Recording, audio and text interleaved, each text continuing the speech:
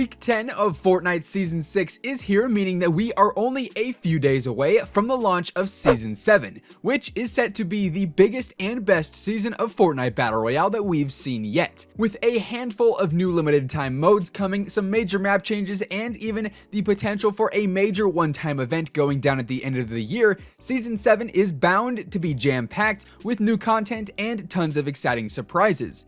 Welcome back to the Simply Viral channel. Today we are jumping back into the world of Fortnite to discuss some brand new Fortnite Season 7 news, information, leaks, and rumors. This is a series we've had ongoing throughout the lifespan of Season 6, and it seems this could actually be one of the last episodes as Season 7 is drawing closer and closer by the minute. If you guys are excited for Fortnite Season 7, be sure to give this video a big old thumbs up, and if you're new to the channel, make sure you go ahead and subscribe with your channel notifications turned on. Now, without further ado, let's go ahead, let's jump in and take a look at some new Fortnite Season 7 news, information, leaks, and rumors. For starters, Wednesday, December 5th is the last day of the Season 6 Battle Pass according to the timer in-game, which means that sometime between Thursday, December 6th and Thursday, December 13th, Season 7 will presumably start. Now, typically in the past, Fortnite seasons have started on Thursdays, which either means December 6th or December 13th for the launch date, and since we do typically have 1 week, like a grace period in a sense at the end of the season, December 13th is probably the most likely date that Season 7 will be launching. But Epic does always have some tricks up their sleeves, so anytime between the 6th and the 13th of December, Season 7 could potentially start. As I'm sure most of you guys probably know by now, Wreck-It Ralph has officially made its way into Fortnite Battle Royale. Ralph Breaks the Internet, aka Wreck-It Ralph 2, just released in theaters last week, and coincidentally enough, we started seeing Ralph make an appearance in the Fortnite world, specifically at the movie theater located in Risky Reels. Players were actually able to see Ralph run across the theater screen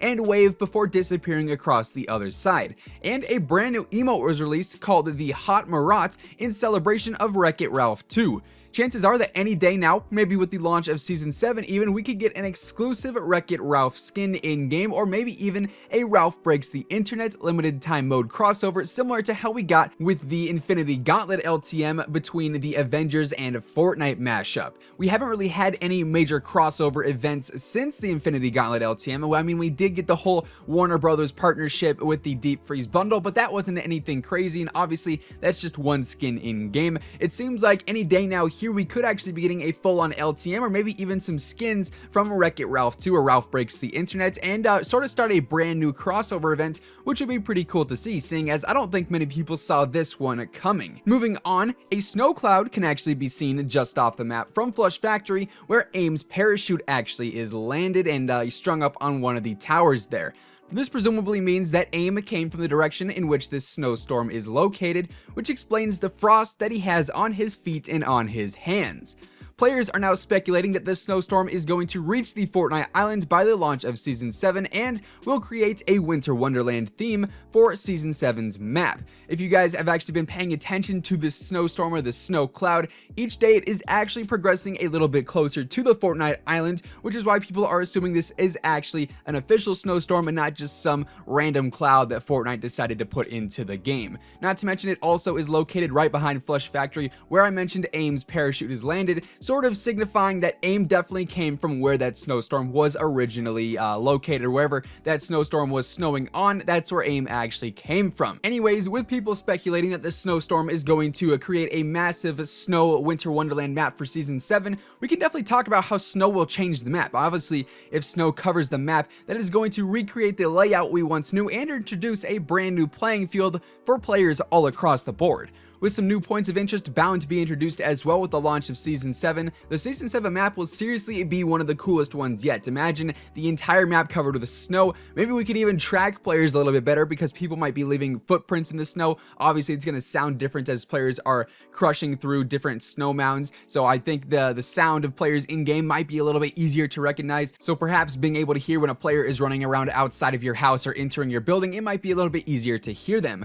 Now moving on to the major emphasis on this video, the one-time event that could potentially be going down here at the end of the year. The one-time events honestly have been huge for Fortnite. I think the two one-time events that we've had, the rocket launch and the cube/butterfly events, I think are the two times where Fortnite hit its biggest concurrent player numbers. Now, I'm not exactly sure what those numbers are off the top of my head, but I can guarantee you that they were huge, seeing as millions upon millions upon millions of people were watching across Twitch and YouTube and all other various streaming platforms while the event was going on, and millions of players were online in-game watching it go down. Those two events are easily two of the biggest events in gaming history, where the player numbers and viewer numbers for a game absolutely went off. They skyrocketed for those few hours when the event was going on. Now, why wouldn't we want to do that a third time? If it worked well twice, hey, third time's the charm, and you can only go up from here. So with that being said, I think on a New Year's Eve this year, when the clock strikes midnight, that would be the perfect time to have a one-time event in game. Now, you might be asking, why New Year's Eve? Why at midnight? Why that specific time? Well, if you guys didn't know, this New Year's Eve in Times Square, which is the biggest place for New Year's Eve, it's like the major celebration that everyone recognizes, Ninja himself is actually going to be streaming Fortnite for 12 hours straight, actually from Times Square, and that's going to bring in the new year Fortnite style. And keep this in mind, Ninja, when he streams on Twitch, averages like 60 to 70,000 viewers. In the past, he's seen numbers upwards of 100,000 viewers. Every one of his YouTube videos that he uploads gets millions upon millions of views. Ninja has all of the attention when it comes to Fortnite. Now, what if you bring that Fortnite attention that Ninja has and cross it over into the real world at the biggest holiday party you have of the year in Times Square on New Year's Eve when the countdown begins? This is going to get a ton of attention from the real world because you're going to have this streamer streaming Fortnite from Times Square where everything is taking place. Then you're going to add up all the different people watching online to watch Ninja play Fortnite that are just the regular viewers that watch him each and every day and watch all of his YouTube videos. And then you're going to take the other players and people who are watching, who are the people who are watching because it's Ninja streaming from Times Square. Nothing like that has ever been done before, and it's New Year's Eve, and like the whole event is a big celebration. The viewer numbers here are going to be insane, combined with in real life attendance and what's actually going on online on Ninja's stream itself. There's going to be an insane amount of people watching, and Epic would be silly not to capitalize on those viewership numbers. So why not throw in a one-time event that takes place right as the clock strikes midnight? Whatever this event could be, we had no idea. We'd probably have to figure out the Season 7 storyline to figure out that one, but the chances for a one-time event, I think, have never been better when you take into account all of the different factors. You're going to have millions of people watching you play, and the game's going to have the biggest amount of attention it's probably had all year, seeing as it's being streamed from the hottest place in the world on New Year's Eve. To me, at least, this is just the perfect equation to capitalize and max out your potential player count and viewer count. I mean, Fortnite, it's already taking over the world. It's already the biggest game in history. Why not make it a little bit bigger and a little bit better by getting even more attention for it on a New Year's Eve in Times Square when the clock strikes midnight? I think that'd be a pretty special moment to have a one-time event take place.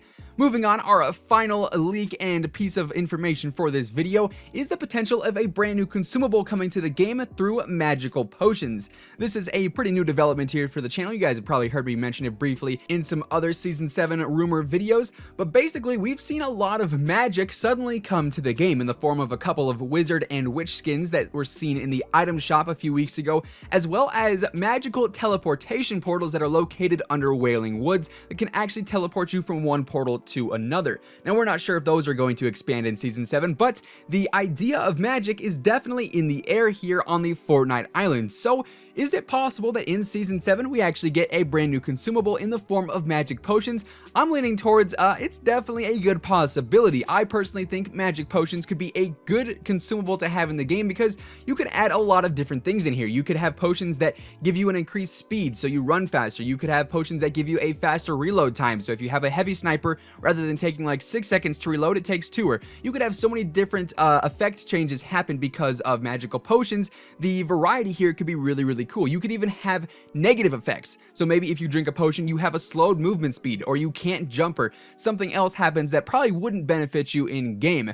And maybe you could just have this all located in one potion bottle. So if you pick up a potion in game, you could get a variety of different effects. Maybe they're good, maybe they're bad. It just depends on what the RNG is feeling. If you pick up a potion, you might get increased speed boost. If you pick up a potion, you might also get decreased movement speed or like less jump or something that's probably not good to have. Either way, I think potions could be be a really cool consumable to add to the game. And with that being said, that is going to wrap up today's video. Hopefully you guys enjoyed. As I mentioned earlier, if you're excited for Fortnite Season 7, be sure to leave a big like on this video. It'd be greatly appreciated. And if you're new to the channel, make sure you go ahead and subscribe with your channel notifications turned on.